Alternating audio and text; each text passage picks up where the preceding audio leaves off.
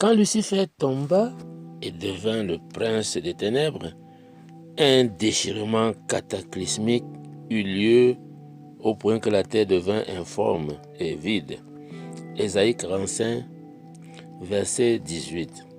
Car ainsi parle l'Éternel, le Créateur des cieux, le seul Dieu qui a formé la terre, qui l'a faite et qui l'a affermie, qui l'a créée pour qu'elle ne fût pas déserte, tohu, qui l'a formée pour qu'elle fût habitée. Je suis l'Éternel et il n'y en a point d'autre.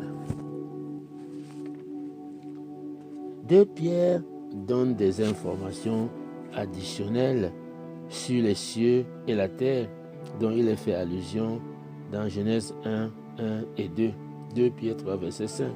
Ils veulent ignorer, en effet, que les cieux existaient autrefois par la parole de Dieu, de même qu'une terre tirée de l'eau est formée au moyen de l'eau. Le verset 5 se rapporte au premier cieux et terre de Genèse 1.1 que Dieu avait originellement créé. 2 Pierre 3, verset 6. Et que par ces choses, le monde d'alors périt, submergé par l'eau. Beaucoup de gens pensent que le verset 6 parle du déluge à l'époque de Noé, mais ce n'est pas cela. Périt dans le verset 6 se rapporte à la destruction cataclysmique quand la terre devint informe et vide, entre Genèse 1, 1 et 2. 2 Pierre 3, verset 7. Tandis que par la même parole, les cieux et la terre d'à présent sont gardés et réservés pour le feu, pour le jour du jugement et de la ruine des hommes impies. Les cieux et la terre d'à présent sont les deuxièmes cieux et terre, celui dans lequel nous vivons actuellement. Après que la terre soit devenue informe et vide, il y avait des ténèbres à la surface de l'abîme. Genèse 1, verset 2 dit que l'Esprit de Dieu se mouvait au-dessus des eaux. Dans Genèse 1, verset 3 et suivant, Dieu mit en ordre ces deuxièmes cieux et terre dans lesquels l'homme a été formé, fait et créé. 2 Pierre 3, verset 13. Mais nous attendons, selon la promesse, de nouveaux cieux et une nouvelle terre où la justice habitera. Nouveaux cieux et une nouvelle terre sont les troisièmes cieux et terre relatés dans Apocalypse 21 au verset 1.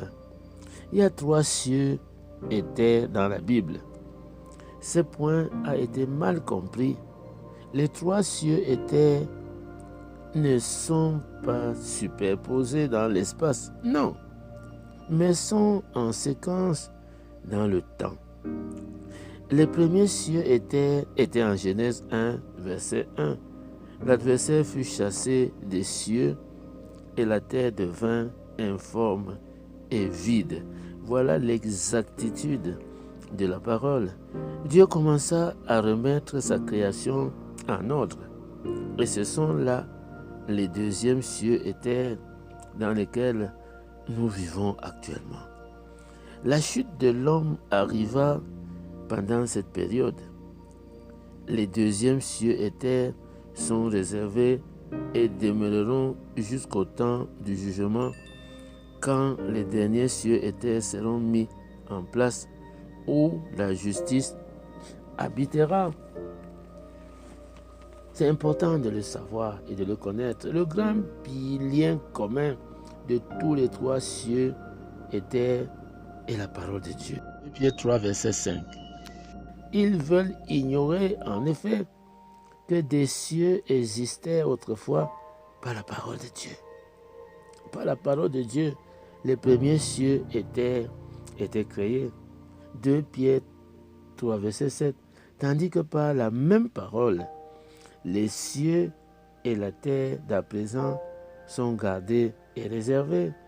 Par la même parole de Dieu, les deuxièmes cieux et terre sont gardés et réservés.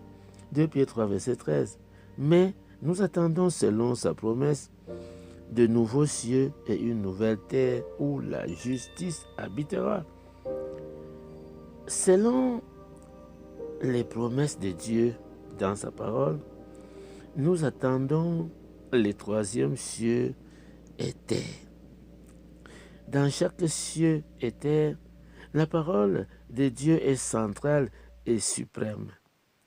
Dieu est la première grande emphase dans le premier chapitre du premier livre de la parole. La prochaine grande emphase est comment il amenait les choses en existence et faisait connaître sa volonté par sa parole. Il n'y a seulement que 3 actes de création relatés dans Genèse. 1 est la création des premiers cieux et terre. Dans les deuxièmes cieux et terre, Dieu créa la vie de souffle et il créa l'esprit. Le reste, il forma, il fit, il a mené en existence littéralement par ses paroles. Nous pouvons clairement voir ceci dans le premier chapitre de Genèse, dans Genèse 1, verset 3. Et Dieu dit que la lumière soit, et la lumière fut.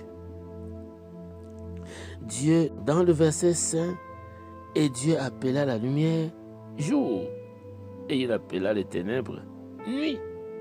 Verset 6. Et Dieu dit, verset 8, et Dieu appela.